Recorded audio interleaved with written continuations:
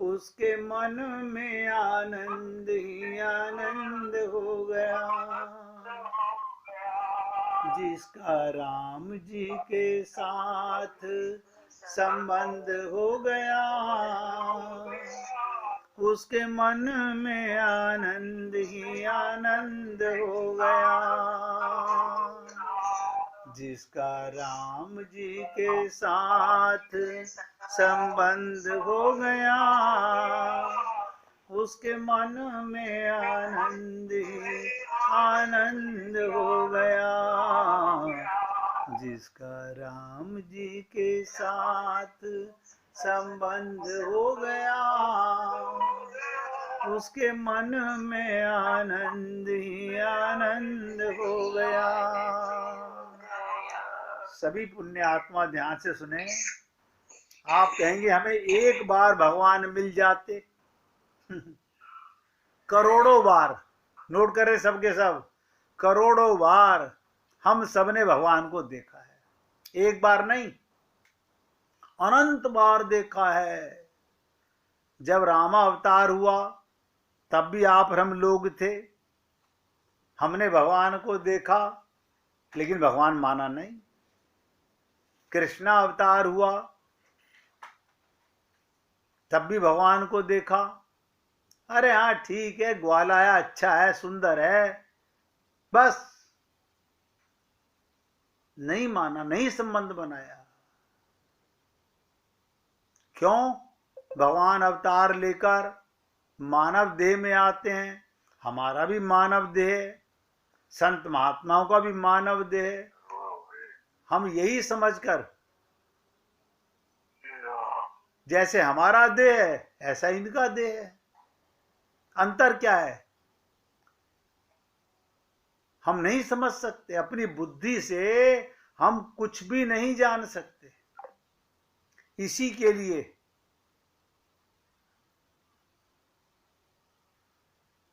लिए शरणागति की आवश्यकता पड़ती है। अरे खत्म हो गया, ये क्या हुआ?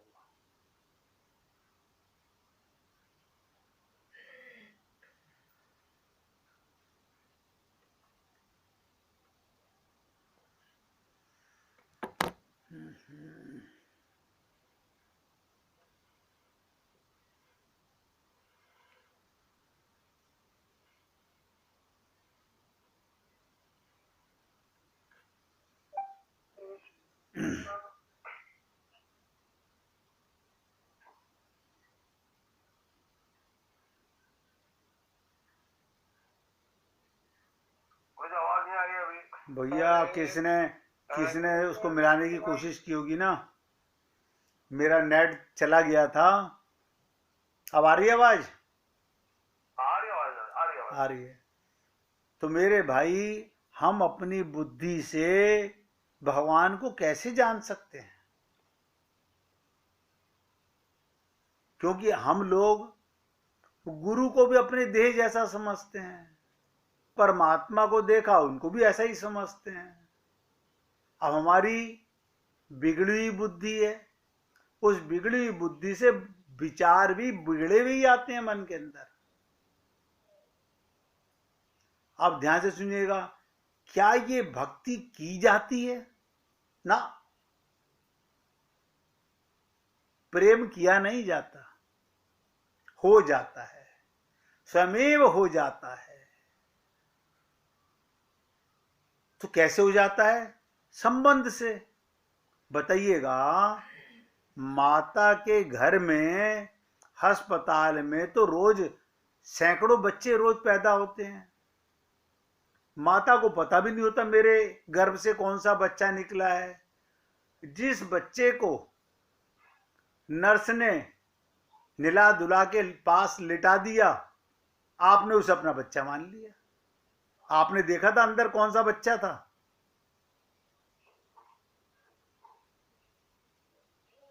उससे अपना संबंध। तो संबंध से प्रेम होता है। संबंध में क्या होता है? सम, अपनापन। भगवान के साथ हमने भगवान को सदा मंदिर में बैठा के आरती की है, उसे प्रेम तो किया नहीं। बताइए, यशोदा मैया ने कब राम जी को मंदिर में बैठा के पूजा आरती की? यशोदा मैया ने कब की? लेकिन हम लोग करते हैं, प्रेम नहीं हो पाता। हमारा संबंध भगवान से संसार मांगने का बना हुआ है, प्रेम का संबंध नहीं हुआ है अभी।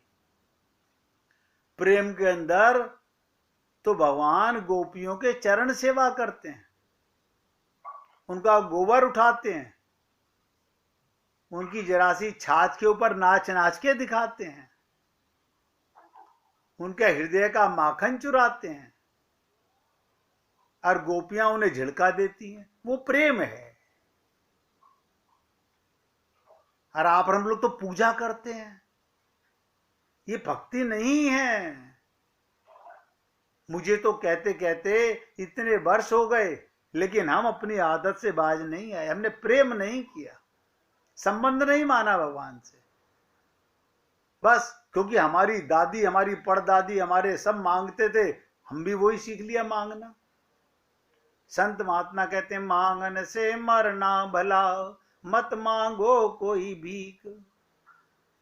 भक्ति की नहीं जाती, स्वमेव हो जाती है। ध्यान रखिएगा। कल मैंने आपसे निवेदन किया था, चलते समय सत्संग समाप्ति के समय पर सच्चा प्रेम क्या होता है। आप लोगों ने सुना तो होगा, लेकिन मुझे कम उम्मीद है कि किसी भी भक्त को याद हो। कल चलते समय छोटी सी कथा सुनाई थी, सच्चा प्रेम। क्यों? कल की बात और आज तक याद रहे। हमें सुबह हमने ब्रेकफास्ट में क्या खाया था उसके लिए सोचना पड़ जाता है, और आप तो कल की बात पूछ रहे हो। और भगवान तो अनंत अनंत जन्मों से आपके अंदर बैठा हुआ है। आप सोचिए, जब सुबह की बात याद नहीं रहती, वो अनंत जन्मों से अंदर बैठा हुआ है, आपके कर्म नोट कर रहा है। आप भी खुश है, वो भी खुश है। नित्य प्राप्त परमात्मा है। कहते हैं भगवान कैसे मिलेगा? प्रश्न ही गलत है। भगवान कैसे मिलेगा? भगवान ही तो है जो मिला हुआ है। अब मिले हुए से भी मिलना कठिन हो रहा है, क्योंकि समझ नहीं आ रहा। क्योंकि हमें जो भी चीज मिली है बाहर से मिली है, और तुम कहते हो अंदर बैठा है। कोई बात नहीं, इसमें हमारा किसी का दोष नहीं है। हमारी नेचर ऐसी है भूल जाने की। तो कल हमने आपको बताया था, सच्चा प्रेम कहते किसको है। संसार में प्रेम की चर्चा तो सभी संसारी लोग करते हैं, कर लेते हैं सभी। कहते हैं कि हमें भगवान से बहुत अधिक प्रेम है, ऐसे भी बोलते हैं, बहुत अधिक प्रेम है। लेकिन प्रेम जिससे कि सच में प्रेम कहा जाता है, नोट करिएगा एक एक शब्द को, जिसे प्रेम कहते हैं, वो प्रेम भगवान से निभाना सबको नहीं आता। आज हर परिवार में हर पत्नी अपने पति से प्रेम करती है, पति पत्नी से प्रेम करता है।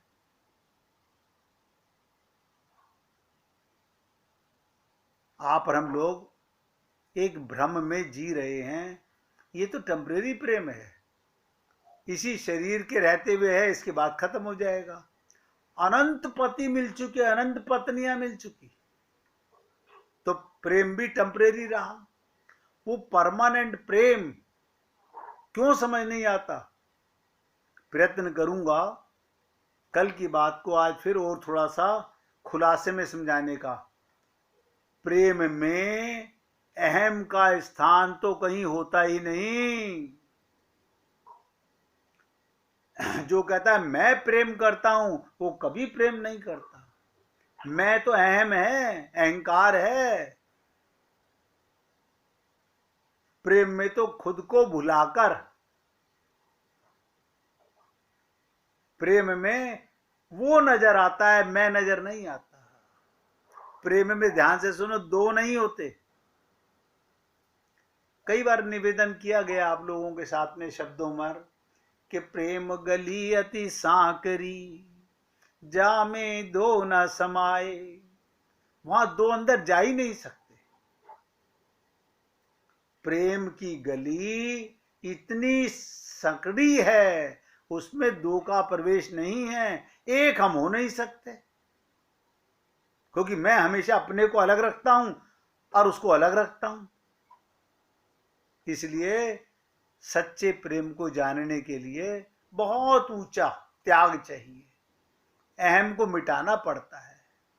प्रेम में तो खुद को भुलाकर प्रेमी का सुख, ध्यान से सुनो, अपना सुख नहीं।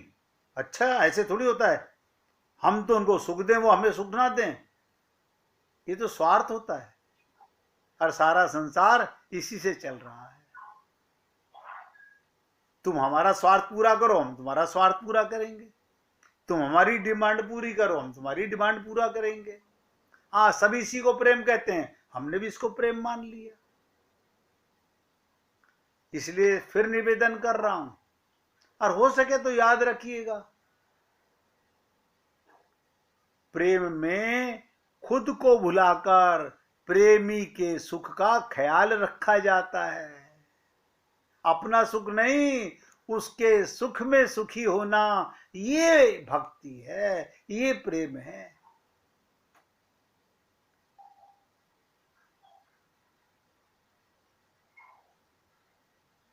क्यों?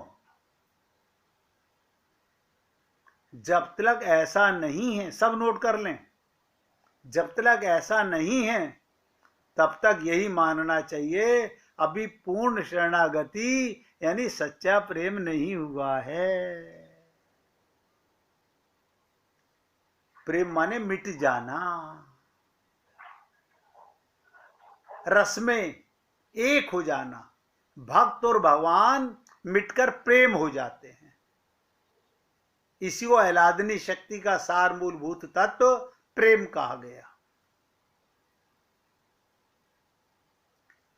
कहीं दूसरी जगह भी कुछ प्रेम बटा हुआ है। हमारा मम्मी से भी प्रेम है, पापा से भी प्रेम है, पति से भी प्रेम है, पत्नी से भी प्रेम है, नोटों से भी प्रेम है, मकान से भी प्रेम है, मित्र से भी प्रेम है। क्योंकि हमें प्रेम का पता ही नहीं है। जिससे हमारा स्वार्थ पूरा हो रहा है उसका नाम हमने प्रेम शब्द कह के अपने आप को प्रसन्न कर लिया है। कल की बात को फिर और थोड़ा सा आगे बढ़ा करके प्रयत्न करता हूं समझने और समझाने का। जिस दिन, सब नोट करें, जिस दिन जीव को, हाँ पर हम लोगों को, परमात्मा से सच्चा प्रेम हो जाता है, हो जाता है, उसी दिन परमात्मा अपनी भगवत्ता छोड़कर जीव के सन्मुख उपस्थित हो जाता है। यार, इससे अच्छी दिल लगाई सारा दिन ये याद आता रहता है। मैं पूजा कर रही हूं तो इसकी याद आ रही है, मैं पाठ कर रही हूं तो इसकी याद आ रही है। ये तो खोपड़ी पे सवार हो गया। ये नाम है प्रेम। वो नहीं है वहां पर, मगर खोपड़ी में है।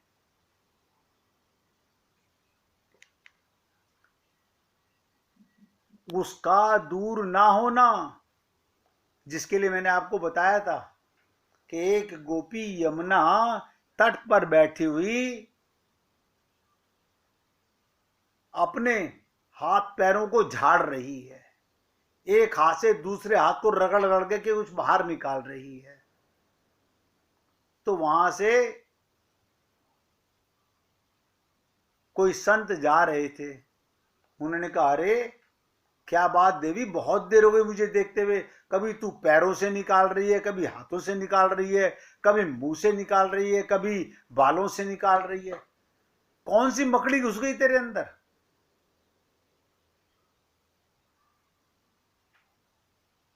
मैं कुछ तेरी सहायता करूं?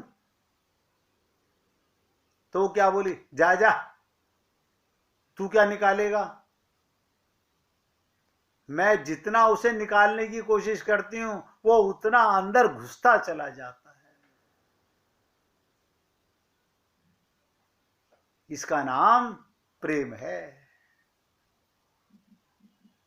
वो बुरा करे तो भी भला है, वो भला करे तो भला है ही, वो कुछ भी करे। गोपियों से सारा संसार कृष्ण की बुराई करता था। गोकुल में, नंदगांव में खूब बुराई करते थे। किस कलूटे से दिल लगा लिया, वो एक के साथ प्रेम करता है, अभी उसके साथ बैठा था, अभी उसके साथ बैठा था।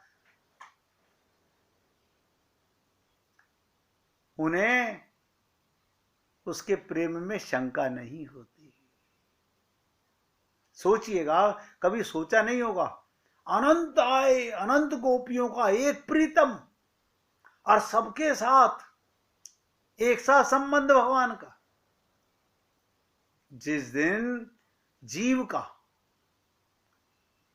मैं शरीर का नहीं कह रहा हूं, जीव का परमात्मा से सच्चा प्रेम हो जाता है, उसी दिन परमात्मा अपनी भगवत्ता छोड़कर जीव के सन्मुख उपस्थित हो। यहां क्या क्या काम बोल,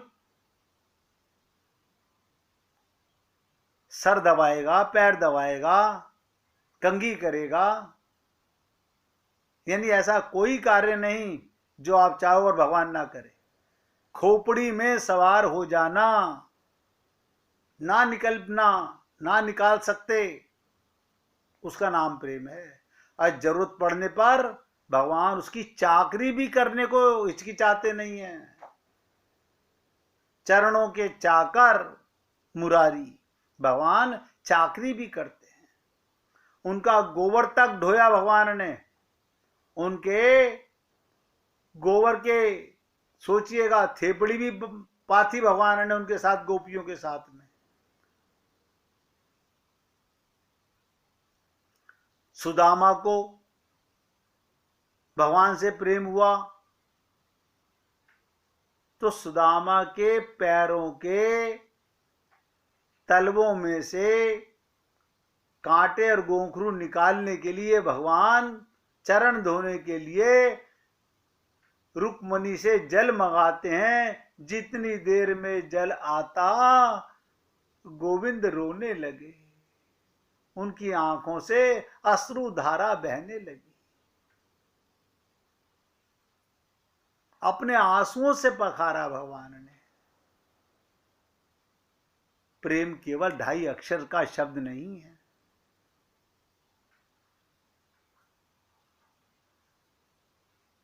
अगर एक ही लाइन में कहा जाए, एक ही लाइन में कहा जाए,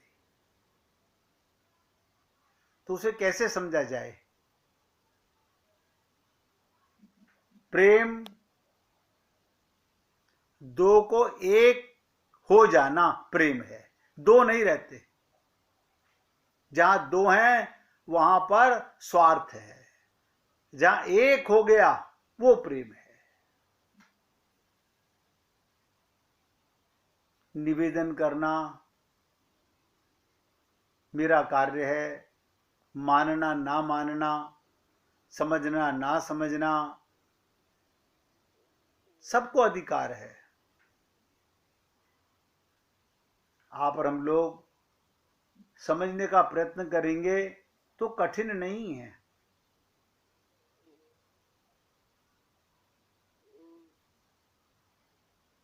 देखो, एक बार एक गोपी दूसरी गोपी से करी, अरे माधवी, ये मटकी तो बड़ी अच्छी है, कितनी सुंदर चित्रकारी है, जरा दिखा तो। मधुमालती ने माधवी के सर पर से मटकी उतारते हुए पूछा, अरे तेरी मटकी तो बड़ी सुंदर है, दिखाना, इतनी सुंदर चित्रकारी। देख ले देख ले, सखी है ना, बोल रही है, देख ले देख ले, जी भर के देख ले। माधवी का स्वर कुछ उदास था। मधुमालती ने मटकी को गौर से देखा और मटकी की शोभा देखकर प्रसन्न हो रही थी और बोली, ये मटकी के दाम क्या हैं? वो बोली, मटकी तेरी है, जा ले जा। मटकी, माधवी को मटकी में कोई ममता नहीं थी, ऐसे स्वर में कहा, ले जा। अरे इतनी अच्छी और सौभाग्यशाली मटकी पाकर भी तू प्रसन्न नहीं? मधुमालती ने कहा। तो वो क्या बोली, माधवी ये मटकी दुर्भागी है। माधवी अपनी बात पकड़े रही। तो मधुमालती ने पूछा, वो कैसे? उसके आंखों में आश्चर्य हुआ कि ये मटकी दुर्भागी कैसे है? इस मटकी में कृष्ण का कंकर जो नहीं लगा अब तक, सबकी मटकियां फोड़ दी उसने। मेरी अभागिन मटकी, आज तक उस पे कृष्ण के प्रेम की टंकार क्यों नहीं लगी, इसलिए मेरी मटकी अभागिन है। माधवी ने जैसे ही रहस्य खोला, जिस वस्तु पर कृष्ण की नजर ना पड़े और जो वस्तु कृष्ण की उपेक्षा की पात्र हो, वो वस्तु सुंदर भी हो तो भी मैं उससे कैसे प्रेम करूं? एक बार इस पे मटकी पे कंकर लग जाती तो मैं इसका टूटी मटकी को भी संभाल के रखती कि कृष्ण की निगाह पड़ी तो सही, उसकी कंकर लगी तो सही। धन्य है गोपियों की भावनाओं की गहराइयां। देखिए, अब जब प्रेम की चर्चा आपके साथ शुरू हुई है तो न जाने कहां तक जाएगी। अभी तो चर्चा की शुरुआत है, अभी तो शुरुआत है। इसकी गहराई कोई नहीं जानता कहां तक जाने वाली है।